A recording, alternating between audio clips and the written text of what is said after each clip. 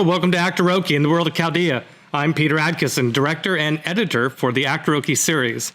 Tonight is the Actor Studio session for episode 4. Last week, Sarah Moore ran a Dungeons & Dragons game for Tavjan Smith, Stefan Picorni, Megan Karimi Nasser, and Lexi the First. After the game, Chaldea's lead writer, Steve Connard, wrote a screenplay adaptation of this game. Tonight, I am down in Chaldea Studios getting ready to film actors like we normally do at this point in the Actoroke cycle, but we will not be live streaming this recording session. We are changing our format a bit. Instead, we will be streaming our table read, which we recorded over Zoom last night.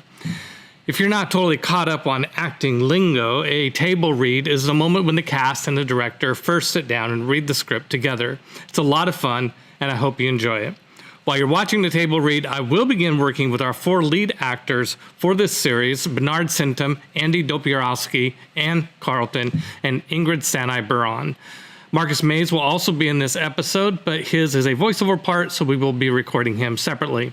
Over the next few days, I will edit these performances together, adding sound effects, graphics, music, narration, and illustrations by Tanel Levitt, some of which were created by Tanel live during the RPG session last week. And then 1 week from tonight, on March 9th, we will have a live viewing party of this movie right here on twitch.tv/gildinglight at 6 p.m. Pacific. After we watch the movie, join us for Actor Spooky, our sit around and talk about the movie segment with Tavjan Smith, who created the character Aggee, and Bernard Sintim, who performs this character. If you'd like to read along with the table read tonight, the script can be found on actoroke.com, where you'll also find not only the script, but information on the players, characters, stats, maps, art, our Chaldeapedia, our principal storyline films, and the Cardavan Informant newspaper. Note that all of our Twitch streams are uploaded the next day onto the World of Chaldea channel of YouTube. We can be found on most social media platforms as @World of Chaldea. Please remember to subscribe, follow, turn on and follow and notification, and, tell your friends. Thank you. I hope you enjoy the table read. Well, hi there, everybody. Welcome to our table read. Hey, it's going.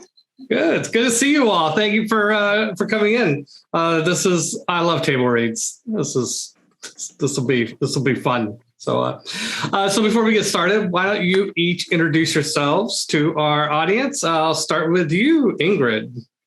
Hi, Ingrid Sanai Buron. I've just forgotten how to pronounce my character name because I never say it. Badia. Am I fired now? No, and there was some confusion about this pronunciation of the name too. So this is just I never say it, so I didn't. That's fair. Okay. I can be found on the internet on my website, ingridsanaiburon.com. Great. Anne? Hi, I'm Ann Carlton, and I'm playing Rainbow Undercloud, which is pronounced Rainbow Undercloud. You can find me on Instagram at Ann Carlton Fantasia, and I'm looking forward to today's table read. Thank you. Markus? Hi, my name is Markus. I'll be playing Sharon in the table read for this wonderful episode that we have for you. I forgot what I was supposed to say. I was supposed to say my you can follow me on Twitter at Best Kinda Worst, and that is probably the worst plug I've ever done. That's fine. And it's Charon. So Charon. Yeah. Okay. It's funny. I always said Sharon, and I thought, I better look this up on Wikipedia before we go live. It's Charon, and also Taiki is a name that will be coming up. So yeah, perfect. Taiki, right. That's a freebie. Andy. First of all, Sharon is Karen, so we all know it. Hi, I'm Andy Dopieralski. I'll be playing Helios as RP'd by Stefan Picorni, and I will be found on the internet should you choose. My website is google.com, and just type in you can find me at watch.yourlamefriends.com, which will take you to our YouTube page where you can find all sorts of movie reviews, fun videos. We solved the tax code. We solve billionaires as a problem. So we're doing good works. Good works. Yeah. I'm actually a little nervous about that. What do you do to millionaires? The idea for billionaires is easy. Nobody gets to have $1 billion. As soon as you make $1 billion, you get a gold star on the moon, since that's all they want anyway. So the gold star on the moon, you can point up and say, look, I had $1 billion. And then the billion goes back to like public services and whatnot. And so the most gold stars on the moon obviously wins, and they can just keep fighting that fight until they die. I don't care. Okay. All right. I love billionaires. Yeah, I thought you said millionaires, but I'm a long way from billionaires, so that's okay. Oh, no. No, millionaires are fine. All right, good. All right, Bernard. Hey, everybody. My name is Bernard Sintim. I'm playing the role of Aggee, and I can be found on Instagram at bsting, spelled BST1NG. Looking forward to this table reading. All right. Thank you, everybody. All right, so we're going to go right into it. So this is episode 4 of Actoroke, Aggee, Ariadne's Artisans. Aggee, and yeah, I can't. Okay, that was my turn to mispronounce, right? I tried to do that from memory. Okay, I'm just reading from now on. Okay. Okay. Fade in, external, Hades, a state of mind.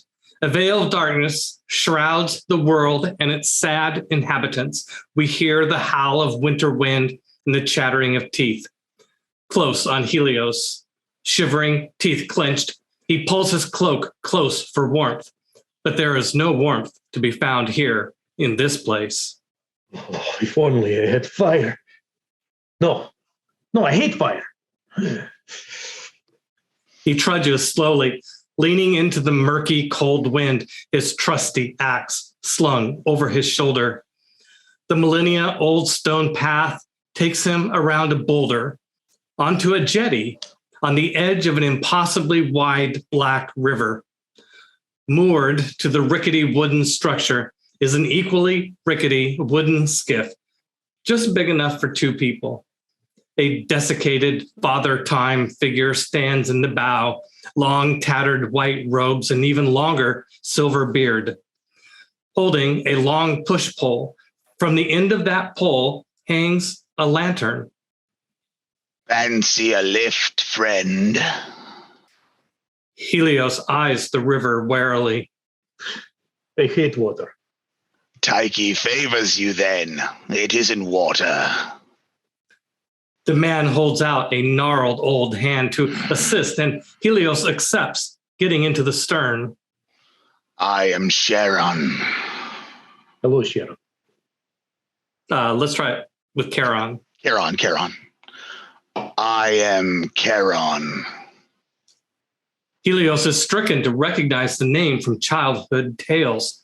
Charon, the ferryman of Hades and the river Styx, a soul guide to the place of the dead. Hades? You are dead. I'm not dead. So say they all.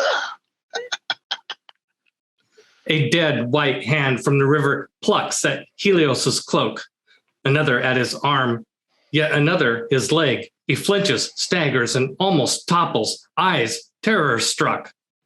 Don't rock the boats. I hate boats.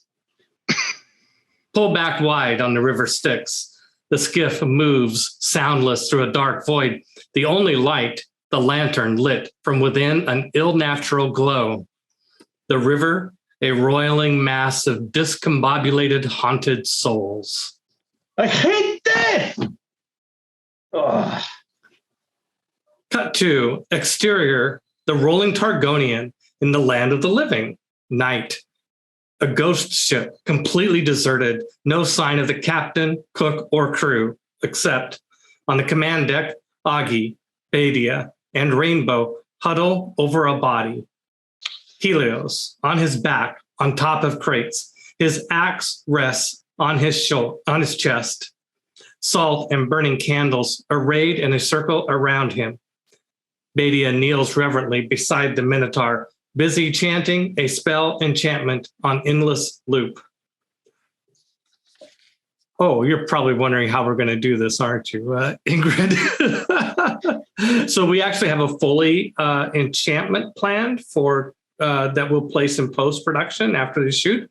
And so what I'll have you do when we shoot this is just kind of mumble. So we kind of see your lips moving sort of indistinctly. And I'll put this sort of Latinish chant underneath. Okay. Okay. That's our plan. Mm-hmm. Worry creases Rainbow's kind eyes. Is he dead, do you think? She checks for a pulse while Aggee listens for breath. He's bleeding.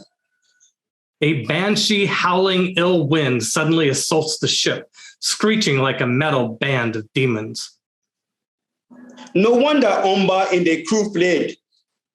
Maintain that salt. I'll protect the candle flames. Back on the river Styx, the ferryman propels the skiff with powerful strokes. Haunted, iridescent souls, a mixture of species, humans, giants, Atars, and Tritons, claw maniacally at Helios, attracted to the purity of life like bugs to flame. What is that? What is that? Oh. Damn those needy souls. Let's do those 2 lines over again. Sounds good. Yep. Okay, go ahead, Andy. Okay. What is that? What is that? Damn those needy souls. The needy souls claw at the boat, trying to clamber aboard, eager to get to Helios, to the warmth of his life essence. Helios quickly wraps the hands like a mother would a troublesome child trying to steal cookies. No. Are we there yet? Depends. What is your destination? On cue, as if someone had read Helios's mind, the tapestry of darkness pulls back like a theatrical curtain, revealing external, greener pastures, day. Title card, Act 1. The Soul River gives way to grassy hinterlands spotted with colorful wildflowers capped with endless blue skies. Helios reflexively leaps to the grassy shore, eager to be free of the boat. And I'm going to pause there for a moment. So Ingrid asked this question, but I think everybody deserves to hear the answer to it. So for Anne and Bernard, your characters that are coming up, the muse versions of your characters, they're like you, but they're a bit more wise, a bit more experienced, a bit more maybe having a little bit of fun with all of this, here to guide Helios, but really not. You can kind of put aside some of the like fears and things that your characters might normally have. I mean, they can get a bit emotional, but it's more like being emotional at your part in a play, but while knowing that you're safely seated in the front row. Okay. Got it. Do you want us to be a little stagey as we do it? And this is going to be interesting because Rainbow is fearless and extraordinarily stagey anyway. Yeah, I don't see you needing to hold back in any way. All right. Just imagine yourself as a wiser, more experienced. It doesn't mean you're more mellow or any less you. Okay. You're more you're like your future self. Okay. Also, to some extent, the idolized version as Helios sees you. Okay. Since I mispronounced reflexively, I'm going to start with that sentence. Sounds good. Helios reflexively leaps to the grassy shore, eager to be free of the boat. Do I owe you a fee? I'll collect on your next voyage. The ferryman pushes off from shore in search of his next. Actually, hey, Andy, do you have a manual gain adjustment? I could barely hear you there, which is good for later when you start yelling. No, my gain adjustment is basically I'm just using whatever's built into Zoom. Okay, so when you're talking softly, I think being close to the mic will help because I can hear you a little bit. So yeah. Yeah, like right now, I could hear you better than when you were turned away. Okay, so okay. Do you want to go back? Yeah. Okay. Yes, so let's start again. Helios reflexively leaps to the grassy shore, eager to be free of the boat. Do I owe you a fee? Charon smiles warmly. Do you want to take that again? Sorry. Yeah. Charon smiles warmly. I'll collect on your next voyage. The ferryman pushes off from shore in search of his next fare. But what am I doing here? The boat begins to fade like a distant dream in come morning. Sometimes you need to travel the river less paddled to get your soul right. A beat later, Helios is alone, lost in his own mind. Fade out, fade in. Exterior, greener pastures, sometime later. Helios stands alone in a field of tall grass and wild flowers. The scene shifts like a mirage, slightly out of focus. In the distance, echoes carry the sound of rampaging hooves and heavy chuffing. Helios strains, blinking, trying to bring clear his vision. A minotaur charges over the rise, a full head of steam. It, too, like the surrounding field, is fuzzy and out of focus. Pa, is that you? Closer now, the minotaur snaps into sharp focus. You're not my pa, you're me. It's Helios, all right. A divine avatar, a perfect replica of our minotaurous friend in every way. Except this faux version is the metaphysical concept of fear, dressed in Helios armor. The construct is meaner and more bestial, and in no way afraid. It raises its axe in challenge. Face your fears. Helios's eyes bug out. Help somebody. Pop, pop, pop. Aggee, Badia, and Rainbow magically appear, answering his distress call. They are not, however, his mortal friends, but instead stylized super figments of his imagination. The M&M crew, Mycenaean muses. The three muses take in the situation. What's the situation this time? Aggee looks casually at Helios and then faux Helios. A bull bites her.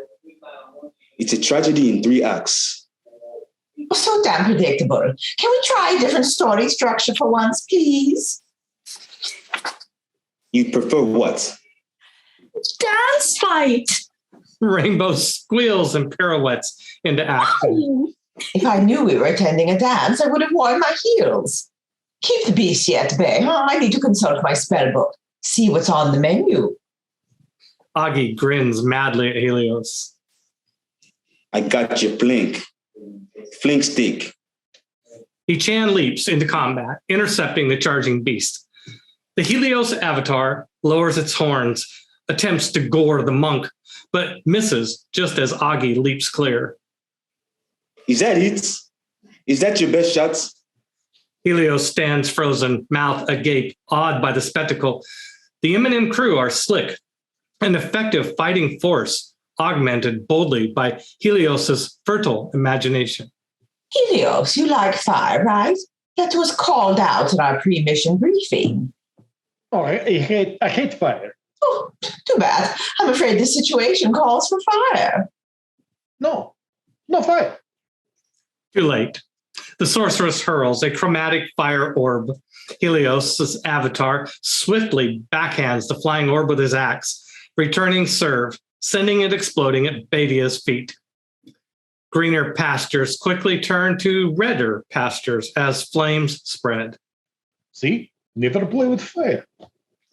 Helios tap dances, attempting to avoid the growing flames.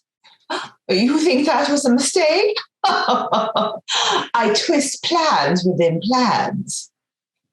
Same time, the Aggee and Rainbow muses consider their options. My role calls for me to die in sacrifice, valiantly. He attacks, striking the Helios avatar with his bow stick. Poor thing, he just needs love. Rainbow takes the edge of the beast's cloak, spinning. Hey, friend, do you want to dance? You really should accept he's a free spirit on the dance floor. That's not the only place I'm a free spirit. Mm. Aggee, also a free spirit, tap dances on the Minotaur's face. 1, 2. Does 2 half minotaurs equal a whole? You are a pathetic mathematician. I'm a writer, remember? That's why I'm tasked with inking this epic ballad. Toss a Rainbow. coin to your halfling. Rainbow continues to dance, spinning. It's in what is this tune supposed to be, or does it matter? I have no idea. La la la la la la la la la la la la la la la la la la la, or whatever. Perfect, but yeah. Okay. Helios avatar, gentle, takes, I think gently. Helios avatar gently takes her dainty hand, and for a moment they are prince and princess, engaged in a romantic waltz. But then he tosses her hard. Rainbow flies 20 feet, performing a majestic ballet jet. Jet? Is that right? Jeté. Jeté. Okay. Let me try that sentence one more time. Rainbow flies 20 feet, performing a majestic ballet jeté. She stumbles to landing. Jeers rain down from the gallery, the universe mocking her roundly. She gets up, embarrassed and angry, nose raised to the camera. You try dancing with someone who has no feet. Let's see how well you do. Seeing her friend tossed like garbage, Badia rolls her eyes. Oh, I guess it's up to me to end this dance battle. She casts Firebolt at the feet of Helios' avatar. Dance like your balls are on fire, Crescent.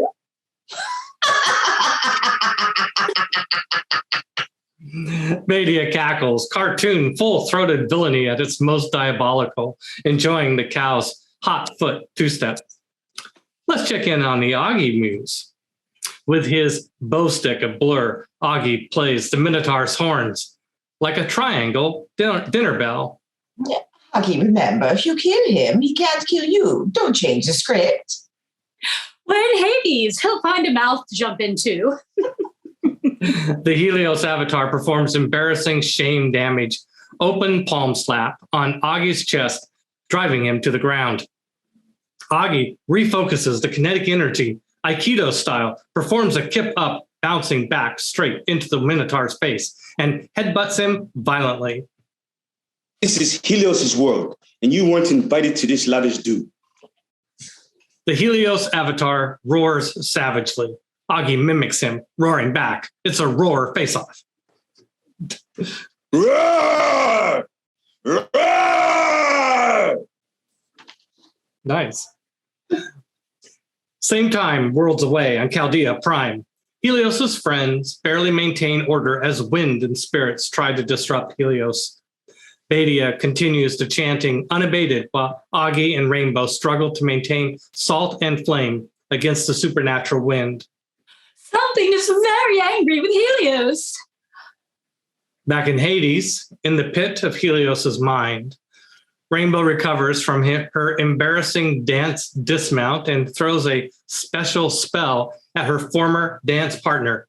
Tasha's laughter, Tasha's hideous laughter, Tasha's uncontrollable hideous laughter, Tasha's... Okay, we got it. Moving on. Tasha's supreme uncontrollable hideous laughter fizzles. It was all set up with no punchline. Helios' avatar chuckles, not because of the spell, just because he's amused at we humanoid thing casting spells. Suddenly an axe comes into frame and Helios' avatar blocks it. Who are you? Helios' avatar sneers at Helios, pure, unadulterated hatred and anger. I am what you should be if you weren't so afraid. Helios motions to Badia. Badia, showtime! Badia drops the mother of all fire orbs on target. Kaboom-o! Badia staggers back, startled and kinda impressed. Oh, well, that's big enough for you? Yes, I got it from here. Aggee continues the assault against the now burning avatar. Finally, beaten to an inch of his life, Helios' avatar drops his axe and then to one knee, burning, bloody, and bruised. I think he's had enough, Aggee. Aggee kicks their adversary sharply in the chest, sending him ass over tea kettle onto his back. This is Helios' world, and he is your benefactor. This is Helios' world, and he is your benefactor. You will show him respect. Through the burning pain, Helios' avatar looks up. Forget everything and run. Face everything and rise. The choice is yours. I am not afraid. You are still a beast at bay. The Helios avatar and greener pastures fades to darkness. Back in the real world on the rolling Targonian, extreme close-up on the Helios axe. The runes on the handle illuminate as a new rune appears. Oh, you see that? It's working. Adia shakes her head knowingly and continues to chant. Fade out, fade in. Exterior, the void. Recesses of Helios' mind outside of time. Helios' mind is empty and dark like his foul mood, and yet somewhere in the void, we hear low, indiscernible voices in conversation, like thoughts debating. Are we dead? No. I don't feel dead. Not for lack of trying on someone's part. We hear shuffling. Ow! You're kicking me. God, stop pushing. That wasn't me. We hear a splash of water and a low groan. There is something alive in here. We're in Hades. Nothing is alive in here. I'm alive. I think. Quit. I see something. Do you see what I see? Depends upon what you see. Ugh, I have dark vision. I can't see shit. It's too dark. I can't see shit either. And I have true sight.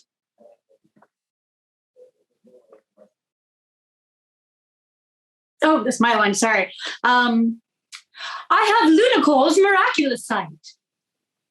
I have gut sight. I can see between trumpeties of words. Let's try tapestries. I have gut sight. I have gut sight. I can see between tapestries of words, gaze across the astros, the ethereal into shadow realm. Yeah, pretty good. It was good enough. Never mind. Helios sniffs. You smell that? Yes, that's the south end of a North Port St. worm. I think Stygian worm. Stygian. I think. Yes, that's the south end of a northbound Stygian worm. Worm, eh? On cue, as if someone had read Helios's mind, the tapestry of darkness pulls back into a theatrical curtain, revealing the Stygian bog. Day. Insert title card. Act 2.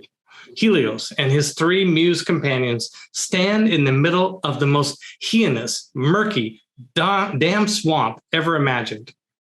Oh, these were my best slippers. Couldn't your imagination have taken us to someplace nicer? Like the Elysian Fields. My Uncle Finn has a fine halfling hole there. Wide on the Stygian bog, a grand swamp to the horizon, saltgrass, pickleweed, and moss-covered cypress. And the worst of it, everything covered in brackish green pond scum and mucus that could have only come from the nose of a Cthulian elder. Ugh. Ew, it's squishy. Do you mind? I'm the shortest. Rainbow climbs onto Helios's back and shoulders. Something moves in the shadows, followed by a splash. You see that? I hate swamps. Beneath the water, something oddly alien sweeps past the gravers, causing them all to leap in fear. Is it Fox Helios again? It's a foe, all right, but not that kind of foe, you know? Badia crouches into a low wand dueling stance, then casts firebolts rapidly every which way. Spectacular explosions of fire erupt wherever she points, but doing little perceived damage, more bark than bite. But what's the point in that? A preemptive strike at the heart of fear, yes? Ooh. No, you're just gonna run out of spells. Badia winks. Sorry. Badia winks at her companion muses.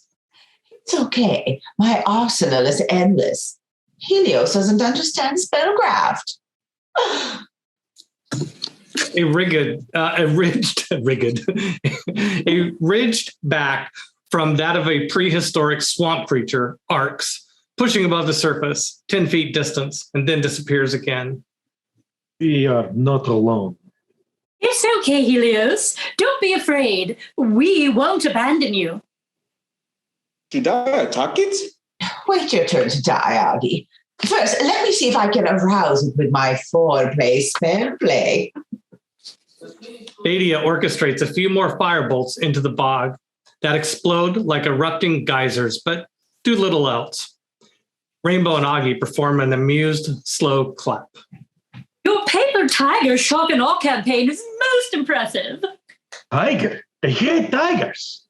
Vunt! Badia suddenly disappears, sucked violently under. Badia! Water is only ankle deep. Where could she have gone? This is Helios's world, remember? In his mind. You're seriously expecting rational planar constants. I'm in my mind? Badia suddenly reappears, splashing and gasping for air. It's a bog spirit! The bog spirit's serrated, spiny dorsal protrusion continues to rise and fall as it stalks our heroes, circling them. Badia pushes her hands into the water and casts Shocking Grasp. Violent electricity arcs and fizzles the water, sending static energy radiating. Everyone shakes, teeth rattling as they are electrified. 1 beat, 2 beat, 3 agonizing beats later. What are you doing? Trying to fry us? Badia shrugs sheepishly. The log wouldn't burn, so I thought maybe electrify. And us? I know water is an excellent conductor of electricity, Badia. Never stand in water during a lightning storm. I always used to say. Well, shit. The shock, however, did have its desired effect on the bog spirit. It breaches, revealing its full true nature, a plant-crocodile unholy union. The crocodilian, a metaphysical concept of fear, is lizard-like with stubby snout, long tail, and short limbs. Tree limbs, that is. Oh, face your fears! The creature bolts directly at Helios, its long tail thrashing violently. Aggee leaps, coming down on the abomination in an effort to subdue, exerting every ounce of strength in a massive bear hug. The crocodile goes into a death roll, taking Aggee with him, thrashing the monk mercilessly. Aggee is a true blessing and gift from the gods. Wait, a terminal death wish. Rainbow leaps off Helios' shoulder and flings her magical chakram. Chakram chakra. The hate bug monsters, especially imaginary ones, from my imagination. He charges, using rage as fuel, hacking and slashing. Each swing of his axe churns up wood, sap, and Stygian gore. Not far away, Badia casts Guiding Bowl. She turns casually to the camera like a Rubinstein practitioner to a class of minor wizards explaining the art of magic. Guiding Bolt is a lesser used spell related to Guiding Bolt. Admittedly, it has limited uses as its emphasis is on guiding bulls. But since my good friend here is a bull... A flash of light streaks toward the bog creature and misses, shooting wide over its head. Wait for it.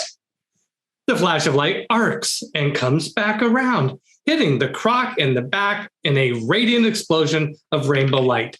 Badia returns to the classroom lecture. And that, folks, is how it's done proper.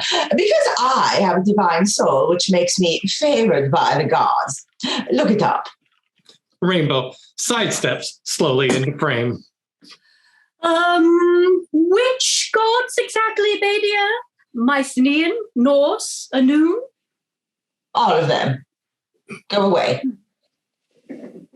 Back to the death roll. The bog croc is on high spin cycle.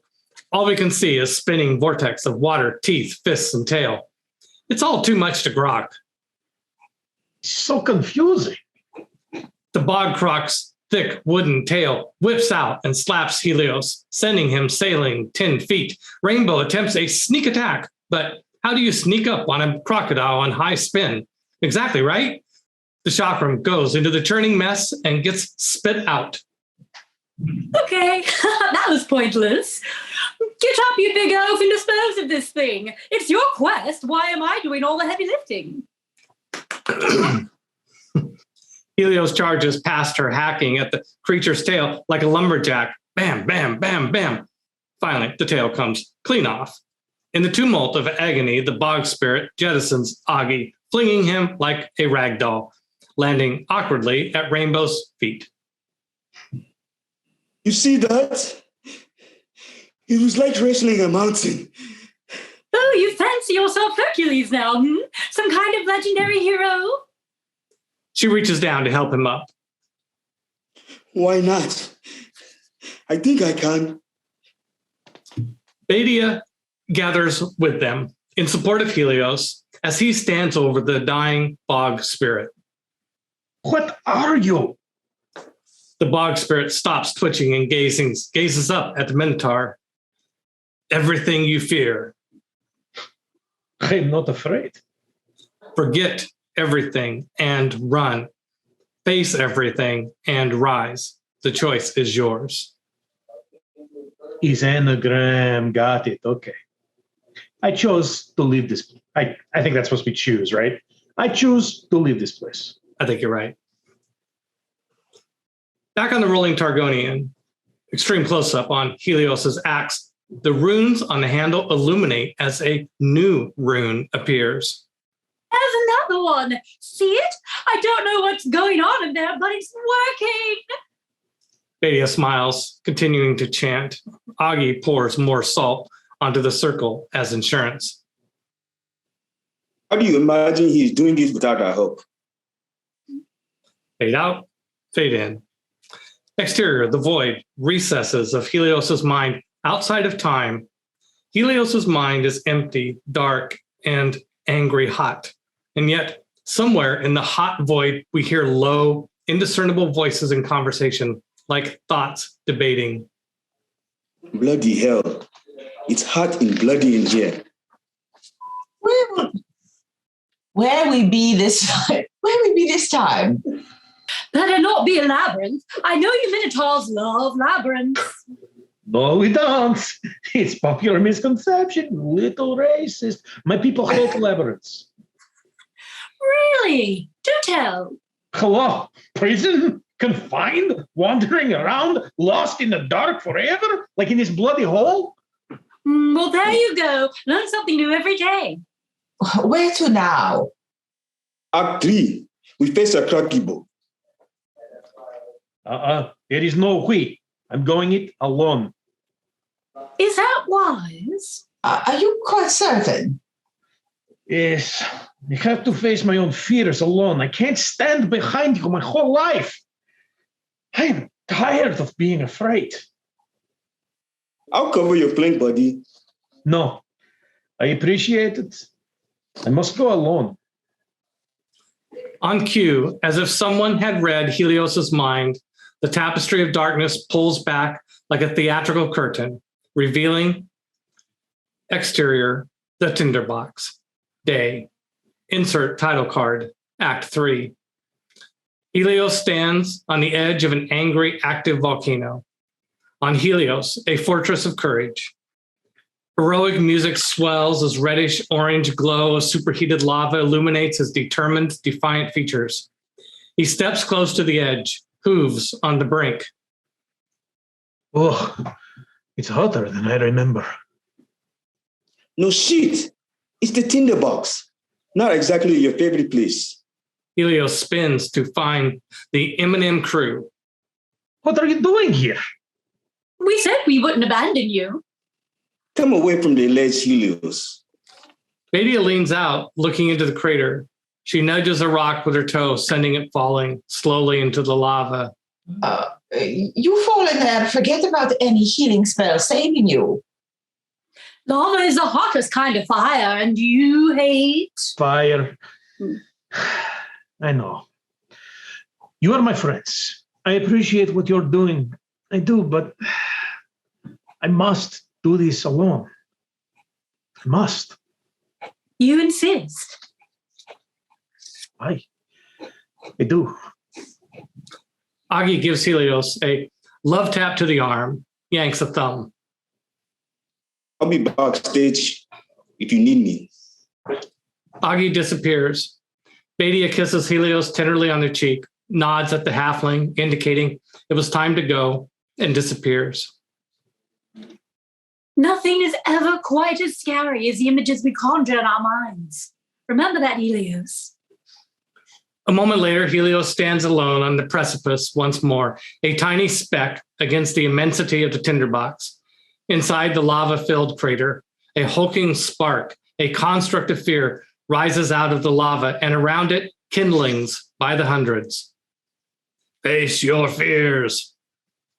Helios looks at his axe, feeling the weight of his oldest ally and friend. Yes, it's just you and me. He leaps into the crater. As Helios plummets, back we go to the rolling Targonian. Helios, in a fevered dream state, thrashes about, arms and legs kicking and flailing. I'm not afraid. You don't scare me. Aggee, hold it down. I'm trying. I will not live in fear. Together, the two try to keep Helios subdued, but the Minotaur is bucking like a bronco and much too strong for the pair. A hoof kicks wide, disrupting the protective salt lines. Fix the salt. Aggee pours more salt, but loses his leverage on Helios. The big man's hand flails and almost knocks over a Candle! Rainbow quickly puts it to rights before it falls. The demon inside Helios is more than what they can contain. Badia. Badia just shrugs and continues to chant. Chat. I think that's chant. Afraid to stop. Helios almost sits up. We're losing him. Something large lands on Helios's chest, pinning him. It's Snaggle. The Gekon's weight and downward pressure is sufficient to keep their friend from doing any more harm. Fodder. Yeah. I got a bunch of those on file. I can drop one of those in easy. In the tinderbox crater, Helios is mid-death plunge. All the planar constants are functioned normally, including gravity, propelling him at terminal velocity. He falls fast and true, straight at the spark, like one of Badia's favored by the gods fire spells. I am not afraid. Extreme close-up on Helios's axe, the last remaining rune comes to life. I do love fireworks. He raises the axe, ready to strike. Wide on the crater, Helios and the spark together in a titanic explosion, setting off volcanic fireworks. The tinderbox erupts like Forever Mountain when Ichabod awakens. That's a reference to a future super event. A bit of a spoiler, sorry.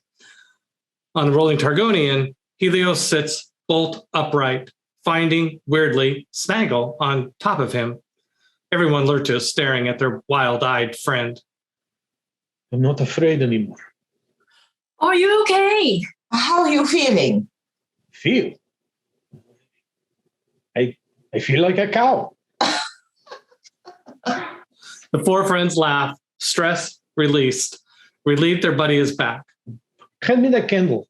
Why? I'll show you. She hands him one of the candles and he immediately sticks the flame to his hair. See? See, not afraid. Aggee and Rainbow clap like idiots as smoke from their burning hair rises. That's great, Helios. You're not afraid, but you are still flammable. Ow. Adia giggles and places a loving, healing hand to his face. You did it. And alive, too. I'm so proud of you. Look, it's complete. Everyone leans close to inspect the finely crafted weapon. I thought there for a moment you were going to leave us. I did leave you. It was a real place. You were there, and you. They all laugh. Suddenly, a column of light cascades down from the heavens, casting Helios in a halo of starlight. Everyone gazes skyward to see. Artisan, larger than anyone has seen before, hovers directly over the ship and Helios. And for a beat, Helios and Artisan lock eyes. He stands, raising his axe. Father, Papa, I did it. I went to Kalhala. I'm not afraid. There we go. Woohoo! Woo! Hello! Yay!